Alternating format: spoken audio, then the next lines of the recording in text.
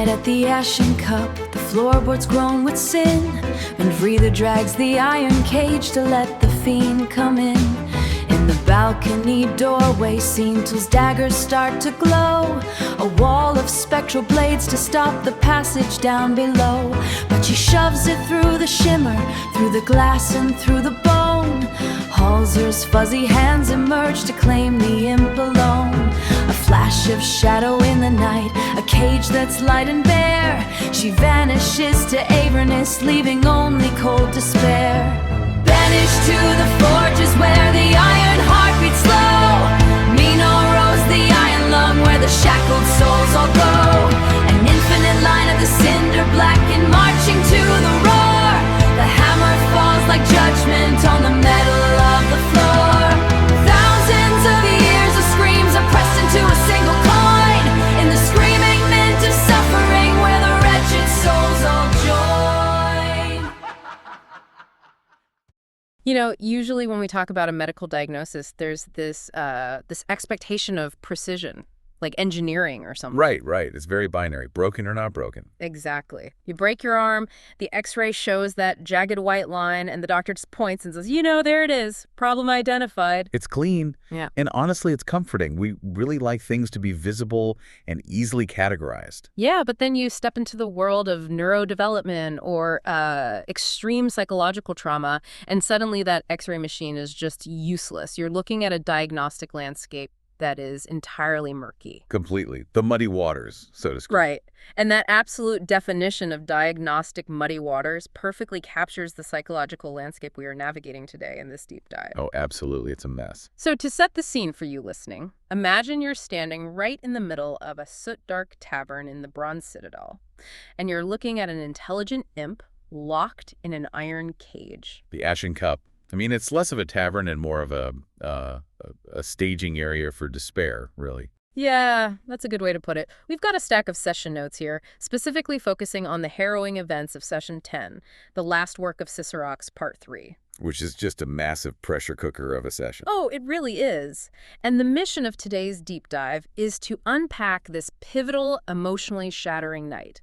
Because this environment doesn't just challenge the party's physical survival, it actively weaponizes their empathy against them. That's the core theme here, really. The devastating cost of good intentions in a fundamentally corrupt system. Right, because this isn't just about the party being physically trapped in the Nine Hells. No, not at all. I mean, the Bronze Citadel is literally a militaristic war camp. It's made of black stone and smoldering metal fueling the blood war. The air tastes like sulfur, the food tastes like actual ash. But the real trap is entirely moral. Yeah, because you have this party who just acquired this caged imp, right? Cicerox. Right, on behalf of their guide, the gold dwarf Corilla. Exactly, to deliver to Raphael the Cambion. And immediately, the party's moral compasses just start spinning wildly out of control. They really do. Because that desperate need to apply prime material rules to Avernus, it doesn't just stop at hoping for the best. It creates a massive, deadly blind spot. Oh, a huge one. When you try to apply human morality to fiendish contracts, things fracture immediately. And we see that fracture start almost instantly with Valessa. They're all huddled around this table in the Ashen Cup, and Valessa the Wizard announces she went to the Infernal Menagerie earlier, Right. and she acquired 7 imps. But she tells the group she's going to treat them as paid employees. Which is just wow. Right. Not slaves, which is the absolute baseline in Bador. Yeah. Employees with wages. It's an incredibly potent display of cognitive dissonance. I mean, she is trying to impose a civilized, bureaucratic structure onto a plane of existence that literally mints its currency out of human suffering. And it goes beyond just saying it, too. Cicerox rattles the bars of her cage and quietly asks if she can just, join the party instead of being delivered to Raphael. She tries to negotiate. And Valessa gently shuts that down. But then, and this is wild, she uses her magic to conjure Cicerox a tiny, proper set of clothes. The skort. Yes, specifically a skort. And Cicerox accepts it with this quiet gratitude and actually turns away in the cage to change. The skort is such a fascinating detail to me. Like, think about the psychological defense mechanisms at play here. Oh, it's layers upon layers. Right. Valessa is using this tiny piece of mundane clothing as a symbolic anchor. It's her way of telling herself, I am still playing by the rules of home. I am still a good person who respects the dignity of living creatures. But it's completely absurd, right? Like you're in hell. Absolutely absurd. It's purely a coping mechanism.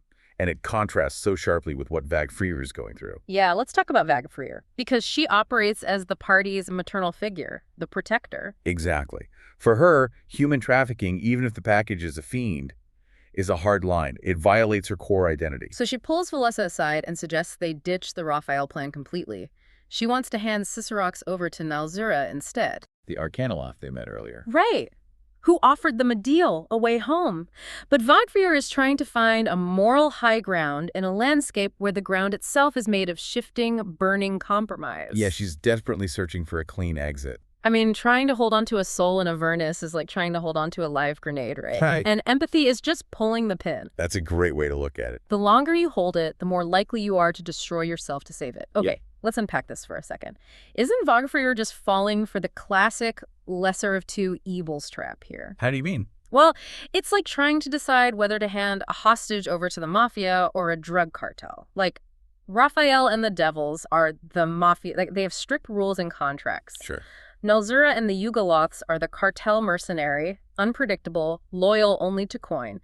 Vagfrir is convincing herself she's doing the right thing just because the cartel negotiator smiled at her and ran a finger down her chest earlier.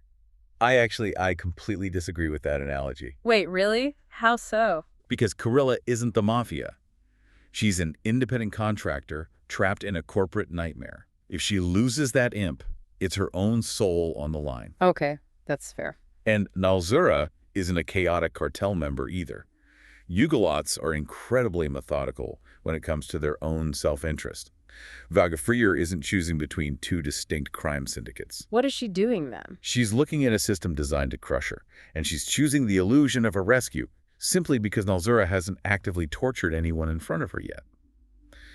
The danger here isn't grenade, it's a sinkhole. Oh, wow. A sinkhole. Yeah. The harder Vagfrir struggles to do the quote-unquote right thing, the deeper she pulls the entire party into the trap. That makes a lot of sense, especially given the rest of the party's reaction. I mean, Valessa and the others push back hard.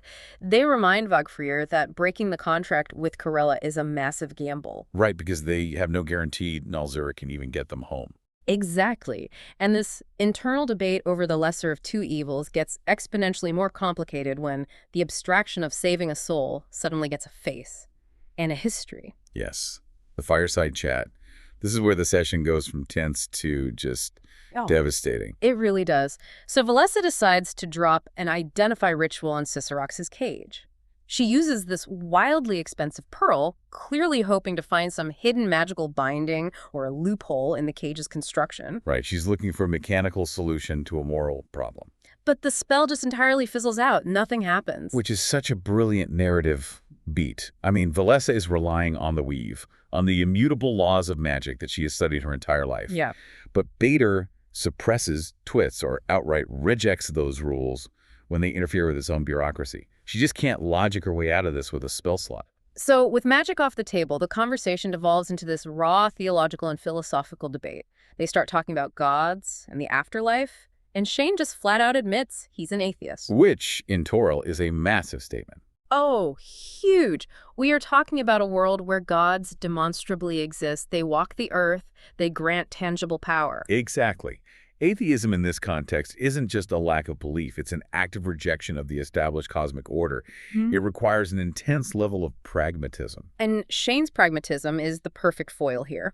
While the rest of the party is getting tangled up in the ethical weeds, Shane is just looking at the board. Like, we are in hell. We need to get home. The imp is the currency we need to pay our guide. Very cut and dry.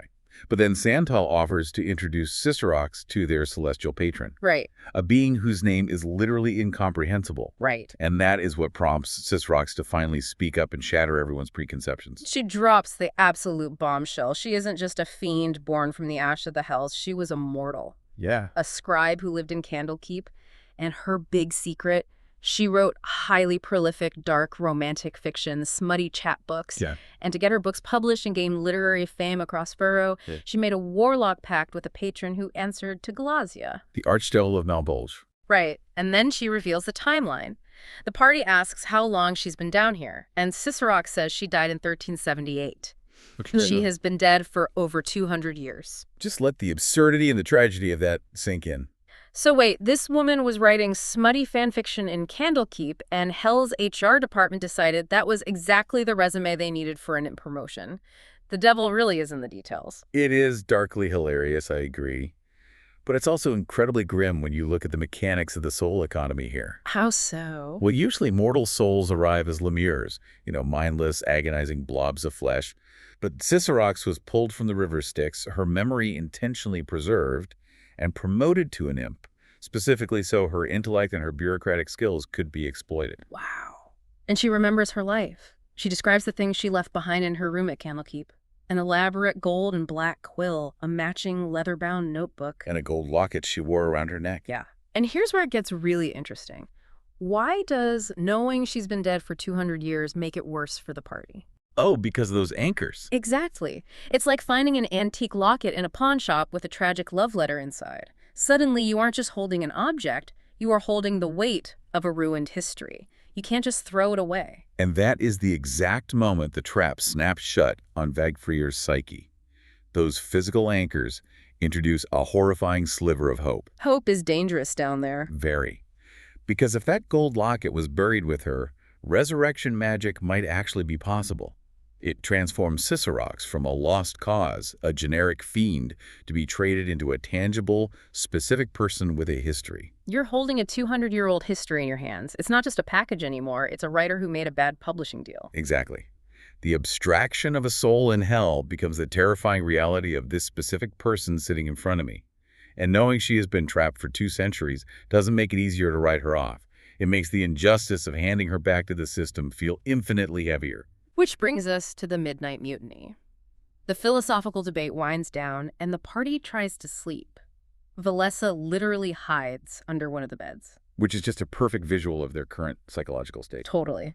But Vagfrieder is awake. The weight of that 200-year history is just crushing her. She waits until she thinks everyone is out, and she pads silently across the room toward the iron cage. She's making a unilateral decision for the entire group.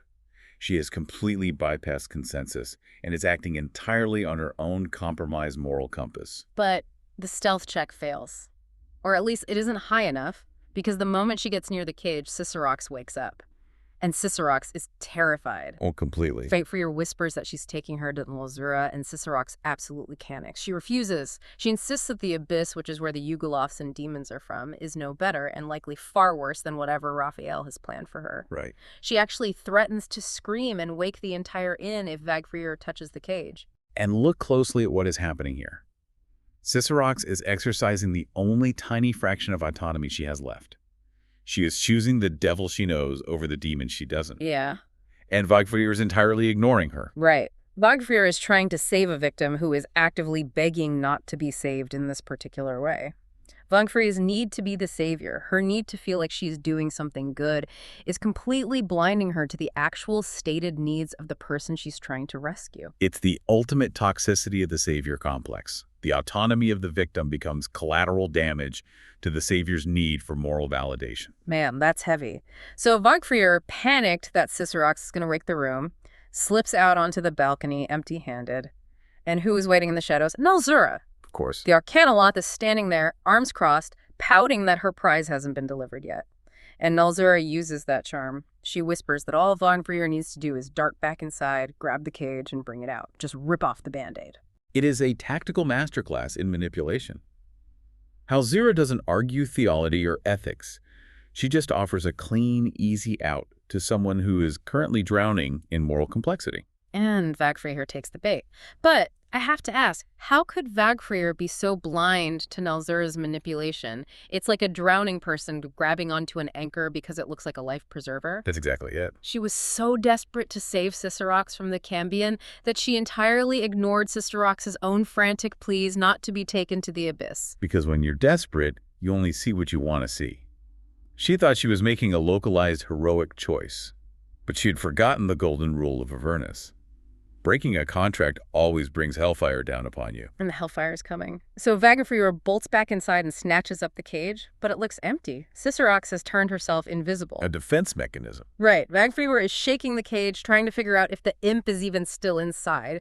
It's total chaos, and the noise wakes the room. Yeah.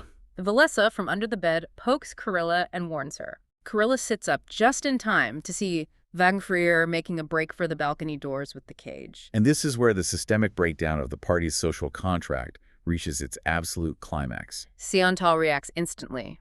Milliseconds. They conjure a cloud of daggers. This swirling vortex of spectral, glowing blades completely fills the balcony doorway. It blocks Vagafrier's escape entirely. Let's dissect that reaction. Ciantal doesn't try to grapple Vagafrier. They don't try to talk her down. They instantly escalate to deadly force. It's wild. Ciantal recognizes that if Carilla loses that imp, their contract is broken and their only way home is gone. They make the cold, pragmatic calculation to weaponize their magic against an ally to save the collective. It's literal PvP magic. Exactly. It's brutal. But in the context of survival in Avernus, it is the most logical action taken all night. But Vagafrier is so far gone that she doesn't even stop. She knows that if she shoves the cage through that magical meat grinder, the invisible imp inside is going to be shredded. So she angles the cage around the edge of the doorframe and physically absorbs the damage from the blades with her own body. She takes the cuts, she bleeds, just to get the cage safely onto the balcony. It is profound and profoundly misdirected nobility. She is sacrificing her own flesh to deliver a victim into the hands of a monster. And then the tragedy of Cicerox peaks, because Cicerox used her innate invisibility as a desperate trauma response, as her only defense mechanism. Right. But when Vagafrier clears the daggers and the cage hits the balcony floor with a heavy thud, the shock breaks Cicerox's concentration. She reappears and she lets out this piercing shriek of absolute terror. Because she knows exactly what is waiting for her out there. And as she shrieks, Nalzura's fuzzy hands reach down, snatch the iron cage, and the Arcanoloth simply vanishes into the dark. Gone. The silence in that room after Nalzura vanishes, it must have been deafening. Just imagine you are standing in that room. You've just watched your barbarian bleed herself on a friend's spell to hand a 200-year-old author over to an abyssal mercenary. And now, Carilla the guide who holds your contract is standing there. And Carilla is about to demonstrate exactly why you do not break contracts in Baator. Oh, she erupts. Carilla completely erupts. Infernal smoke starts pouring off her skin. She blasts the room with hellfire. I can imagine. She is looking at Vagafrier with a fury that radiates actual physical heat, and she starts screaming that she's going to skin Vagafrier alive. Or worse, mint her into a soul coin to make up for the cost of the lost contract. We have to remember Carilla's position here, too. She answers to Raphael. And Raphael does not tolerate failure. No, he doesn't. Carilla is looking at her own potential eternal torment, and that terror manifests as unbridled infernal rage. She isn't just angry. She is fighting for her own survival now. So Shane draws his bow, warning Carilla not to kill anyone. Ciantal is still holding the cloud of daggers. Vagafrier tries to play dumb, claiming she doesn't know where the imp went, but Carilla saw the whole thing. The lie is pathetic.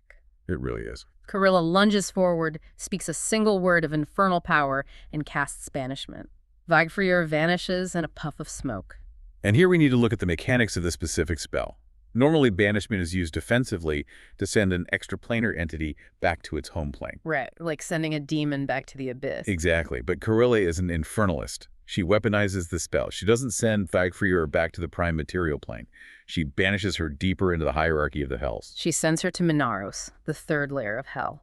And the session notes describe what Vagafrier experiences, and it is sheer, visceral horror. It's a nightmare. She appears in a towering, sweltering chamber. The heat is suffocating, far worse than the Bronze Citadel. The ceiling is lost in industrial smoke. And stretching out in both directions is an infinite line of shackled, emaciated souls.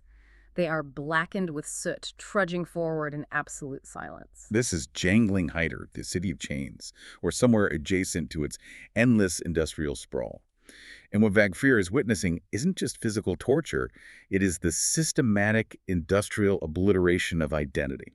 At the front of this infinite line, there is a spiked devil. It grabs each soul and slams them down onto a massive pedestal. And then a hammer, at least 10 feet across, comes crashing down from the smoke. Oh, man. The sound it makes isn't just metal on metal. It is the compressed torment of 1,000 screams happening simultaneously. And when the hammer lifts, the soul is gone. All that is left is a 5-inch iron disc, a soul coin. Blood War runs on soul coins. They power the infernal war machines. They are the currency of the elite. But seeing how they are made changes everything. Totally changes it. The full coin is a mortal consciousness, compressed into iron, fully aware of its own torment. To spend one is to burn a soul for fuel.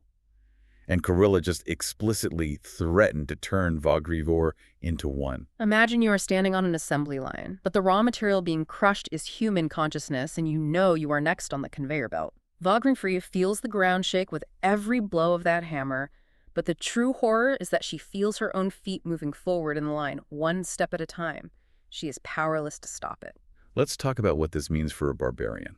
Vagfrir's entire class identity, her entire existence, is predicated on profound physical strength, bodily autonomy, and the power of her rage. Right. Earlier in this campaign, she literally grew to the size of a giant and hurled a demon. Her body is her weapon and her shield. Putting her in a situation where her bodily autonomy is entirely stripped away, where she's no longer a warrior, but merely raw material waiting to be stamped into currency, is a surgical strike against her psyche. It is the ultimate trauma.